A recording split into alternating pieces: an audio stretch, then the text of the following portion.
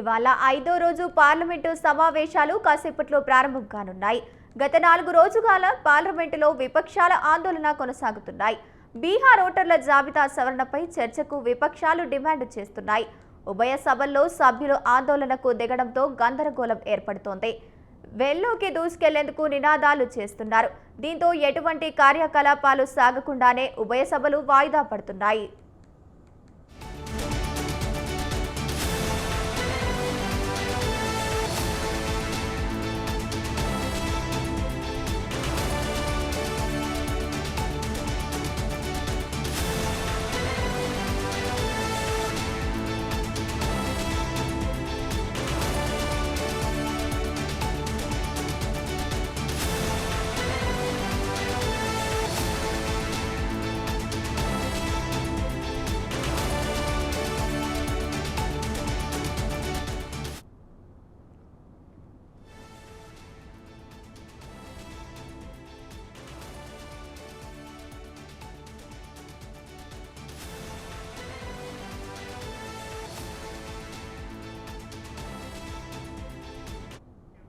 ఇవాళ 5వ రోజు పార్లమెంటు సమావేశాలు కాసేపట్లో ప్రారంభం కానున్నాయి.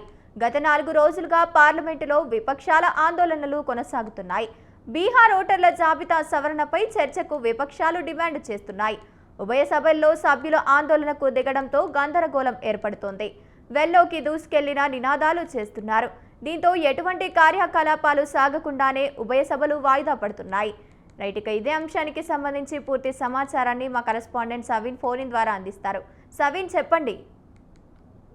పార్లమెంటు వర్షాకాల సమావేశాలు వరుసగా నిన్న 4వ రోజు కూడా ఎట్లాంటి కార్యకలాపాలు జరగకుండా వాయిదా పడ్డాయి. ముఖ్యంగా బీహార్ ఓటర్ల జాబితా ప్రత్యేక సవరణపై ఉభయ సభల్లో విపక్షాలు పెద్ద ఎత్తున ఆందోళన తెలుపుతున్నాయి. కార్యకలాపాలను స్తంభింపజేస్తున్న పరిస్థితి మనకు కనపడుతుంది. ముఖ్యంగా సభ ప్రారంభమైనప్పటి నుంచి వాయిదా పడుతూ వస్తున్న పరిస్థితి అయితే మనకు ఇటు ఉభయ సభల్లో కనబడుతోంది. మధ్యాహ్న భోజన విరామం తర్వాత సభ ప్రారంభం అవుతున్నప్పటికీ వెంటనే వాయిదా పడిపోతున్నాయి. ముఖ్యంగా అటు లోక్సభ ఇటు రాజ్యసభ రెండు ఉభయ సభల్లోనూ బీహార్ లో చేపడుతున్నటువంటి ప్రత్యేక ఓటరు జాబితా సవరణ చట్టాన్ని వెంటనే వెనక్కి తీసుకోవాలంటూ పెద్ద ఎత్తున ఇండియా కూటమి నేతృత్వంలోని విపక్ష ఎంపీలు ఆందోళన చేస్తున్నారు. రాజ్యసభలో ప్రతిపక్ష సభ్యులు నినాదాలతో హోరెత్తించారు. ముఖ్యంగా సముద్ర రవాణాకు సంబంధించిన బిల్లుపై కూడా చర్చను కొనసాగించడానికి అధ్యక్ష స్థానంలో ఉన్నటువంటి భువనేశ్వర్ కలిత ప్రయత్నించినప్పటికీ విపక్షాలు అవకాశం ఇవ్వకుండా పెద్ద ఎత్తున ఆందోళన చేయడంతో పాటు సభాపతి స్థానం వద్ద వెల్లోకి తీసుకెళ్లి విపక్ష ఎంపీలు బైఠాయించడంతో గందరగోళం ఏర్పడింది. దీంతో బిల్లుపై మాట్లాడుతున్న సభ్యుల స్థానాల వద్దకు వెళ్లి సైతం విపక్ష ఎంపీలు బీహార్ ఓటరు జాబితా ప్రత్యేక సవరణ చట్టానికి వ్యతిరేకంగా నినాదాలు చేయడంతో సభ వాయిదా వేయాల్సిన పరిస్థితి ఏర్పడింది. ఇక తమిళనాడుకు చెందినటువంటి నిన్న 6 సభ్యులు రాజ్యసభ సభ్యులు రిటైర్ అవుతున్న సందర్భంగా వారికి వీడ్కోలు ప్రకటించిన తర్వాత మళ్లీ విపక్ష ఎంపీలు ఆందోళన కొనసాగించారు. దీంతో తిరిగి ఏం చేయలేక రాజ్యసభ డిప్యూటీ చైర్మన్ సభను వాయిదా వేయాల్సిన పరిస్థితి వచ్చింది. మొత్తం 30 వాయిదా తీర్మాన నోటీసులను డిప్యూటీ చైర్మన్ హరివంశ్ నారాయణ్ సింగ్ తిరస్కరించడం పైన కూడా నిన్న విపక్ష ఎంపీలు అభ్యంతరం తెలియజేసిన పరిస్థితి కనపడింది. ఇక ఉపరాష్ట్రపతి పదవికి రాజీనామా చేసినటువంటి జగదీప్ ధన్ఖడ్ కు హుందాగా వీడ్కోలు పలకాలని కాంగ్రెస్ పెద్ద ఎత్తున డిమాండ్ చేసింది. అయినప్పటికీ ప్రభుత్వం నుంచి స్పందన రాకపోవడంతో దీనిపైన కూడా విపక్షాలు నిరసన వ్యక్తం చేసిన పరిస్థితి మనకు కనబడుతుంది. మొత్తానికైతే సభ ప్రారంభమైన 7 నిమిషాల్లోనే లోక్సభ వాయిదా పడింది. మధ్యాహ్నం తిరిగి సమావేశమయ్యాక గోవాలో ఎస్టీ స్థానాల బిల్లుపై చర్చలో పాల్గొనాలని సభాపతి స్థానంలో ఉన్నటువంటి ప్యానల్ స్పీకర్ చెన్నేటి కృష్ణప్రసాద్ కోరినప్పటికీ విపక్షాలు వెనక్కి తగ్గకపోవడంతో సభను వాయిదా వేశారు. దీంతో పెద్ద ఎత్తున అటు పార్లమెంట్ అటు లోక్సభ ఇటు రాజ్యసభలో కూడా వాయిదాల పర్వం కొనసాగుతూ వస్తోంది.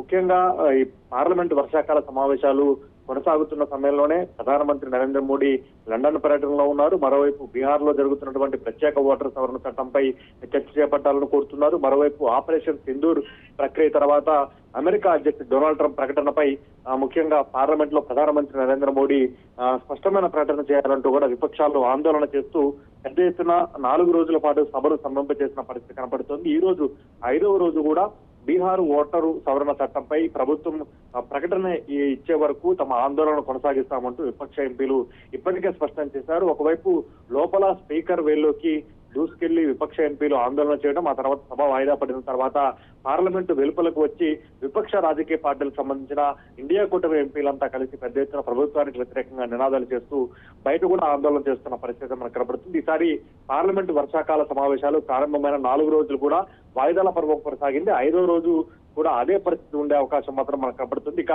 కేంద్ర ప్రభుత్వం అధికార పక్షం దిగివచ్చి విపక్షాలతో మరోసారి చర్చలు జరిపి పార్లమెంటు వర్షాకాల సమావేశాలు సజావుగా జరిగేందుకు సహకరించాలని కోరుతుందా, లేకపోతే విపక్షాలు కోరుతున్న డిమాండ్ల మేరకు ఈ అన్నిటి అంశాలపై చర్చకు ప్రభుత్వం అనుమతిస్తుందా లేదా అనేది కూడా మనం చూడాల్సి ఉంది.